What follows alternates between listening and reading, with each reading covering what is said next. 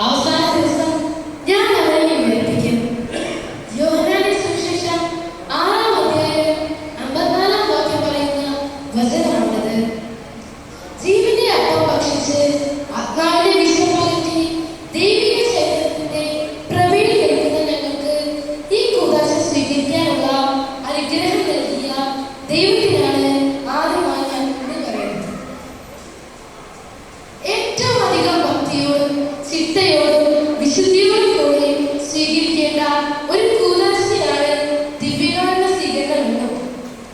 ആ കൂദാശയുടെ വിശുദ്ധി ജീവിതാവസാനം വരെ കെടാതെ സൂക്ഷിക്കേണ്ടതാണെന്നും അതിനായി കൃത്യതയോടുള്ള മാർഗനിർദ്ദേശങ്ങൾ നൽകി നയിച്ച ഞങ്ങളുടെ പ്രിയപ്പെട്ട വികാരി അച്ഛൻ റവറൻഡ് ഫാദർ ഫ്രാൻസിസ് മുട്ടത്തച്ഛന് എൻ്റെ ഹൃദയത്തിന്റെ ഭാഷയിൽ ഞാൻ നന്ദി പറയുന്നു.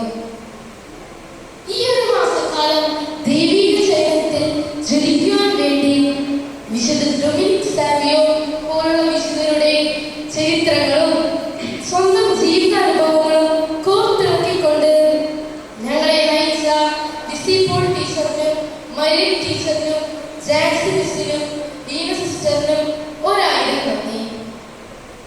എത്രയധികം നന്ദി പറഞ്ഞാലും അധികമാകാത്ത ഞങ്ങളുടെ പ്രിയപ്പെട്ട മാതാപിതാക്കളെ, നിങ്ങൾ ഓരോരുത്തർക്കും ഞാൻ നന്ദി പറയുന്നു.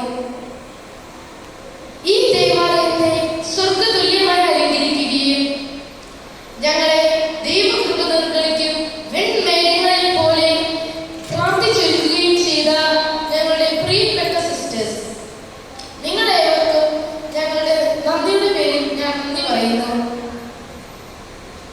ഞങ്ങളുടെ ഈ ദിവ്യകാരുണ്യ സ്വീകരണത്തിന്റെ ആദ്യത്തിൽ വരെ അക്ഷീരം പരിശ്രമിച്ച കപ്പിയാരും ഞങ്ങൾക്ക് ഏറ്റവും പ്രിയങ്കരനുമായ DV സെക്കന് ഞാൻ നന്ദി പറയുന്നു.